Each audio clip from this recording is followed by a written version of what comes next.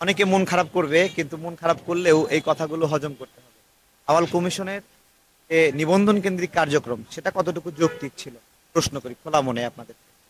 যে একটা travel company যাদের নিবন্ধনের জন্য কোনো অফিস নাই, সেই ট্রাভেল কোম্পানিকে অফিস হিসেবে ব্যবহার করছে, সেখানে গিয়ে নিবন্ধন দিয়েছে। আবার একটা অফিসে কোনোদিন কেউ বসেই নাই, চেয়ার রেখে দিয়েছে, সেই চেয়ারকে নিবন্ধন দিয়েছে। এরকম নির্বাচনের আগে শেখ হাসিনার সহযোগী হওয়ার জন্য অনেক সংগঠনকে নিবন্ধন দিয়েছে। এই মুহূর্তে বাংলাদেশের মূল রাজনৈতিক ধারা বিএনপি এবং জামাতকে যারা বিরক্ত করতে পারবে, এরকম কিছু দলকে শেখ হাসিনার ইঙ্গিতে এই আওয়াল কমিশন আবারও নিবন্ধন দিয়ে চলে গেল। তারা কেউ আপনার হলো বিএনপি থেকে বের হয়ে আসছে, তারা কেউ জামাত থেকে বের হয়ে আসছে, এবং আলটিমেটলি এদের কাজ কি? বিএনপিকে ইরিটেট করা, জামাতকে ইরিটেট করা, অথবা যারা মূল রাজনৈতিক শক্তি তাদেরকে ইরিটেট করা। এই জায়গা থেকে আওয়াল কমিশন যাওয়ার আগে সেই প্রেক্ষা দিচ্ছে, এবং এটা করার জন্য তারা কি করেছে?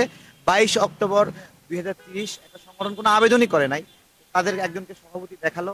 দেখায় আমরা তো চ্যালেঞ্জ করেছিলাম যে আপনারা যেটা করলেন, 22 অক্টোবর 2030 বাংলাদেশে কোনো রাজনৈতিক দল আপনার হলো গঠিত হয়েছে, সেই দলের অমুক ব্যক্তি সভাপতি আপনারা দেখান, আপনারা দিয়ে দিলেন এরকম ভাবে।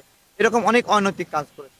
এটা যারা যারা নিবন্ধন পেলো এই আওয়াল কমিশনের কাছ থেকে, তারা একটু মন খারাপ করবে, কিন্তু বাস্তবতা আওয়াল কমিশন একজন শেখ হাসিনার পোষা কুকুর ছিল, এবং আপনারা সেই পোষা কুকুরের কাছ থেকে একটা নিবন্ধন, আপনার খারাপ লাগতে পারে, বাট আপনি নিয়েছেন, আপনাদেরকে দিয়েছে।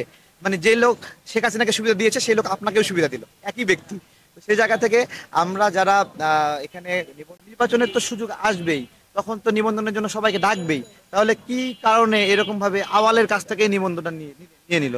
আপনারা যদি বলেন যে আওয়ালের সকল কার্যক্রম অবৈধ, ঠিক আছে, যদি এটা বলেন, তাহলে আওয়ালের সকল সাইনও অবৈধ হয়।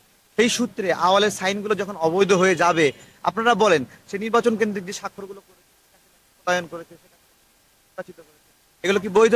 তাহলে এগুলোকে যখন নিষিদ্ধ ঘোষণা করা হবে, তখন অন্যান্য স্বাক্ষরগুলো নিষিদ্ধ।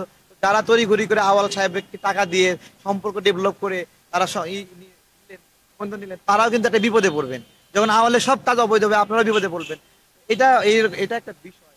বাংলাদেশে প্রথম কোন সংগঠন যেটা আমরা জামাত ইসলামের আমির শফিকুর রহমান দাবি করে প্রেস বিজ্ঞপ্তি দিয়েছিলাম, বাংলাদেশের কোনো সংগঠন দেয় নাই। কেউ জামাতকে ওই সময় বিপদের সময় সাপোর্ট করে। আমরা মনে করেছিলাম যে জামাত একটা ভারতের আগ্রাসন বিরোধী শক্তি, সে জায়গা থেকে জামাতকে এই সাপোর্টটা দেওয়া দরকার, আমরা দিয়েছি। এবং বিএনপি তারেক রহমান বাবর সাহেব, তারা হলো ভারতের চক্ষুশূল, ভারত তাদেরকে সহ্য করতে পারে। এই জায়গা থেকে আমরাও মনে করেছি ভারত যার শত্রু সে আমাদের বন্ধু, এবং ভারত যার বন্ধু সে আমার শত্রু।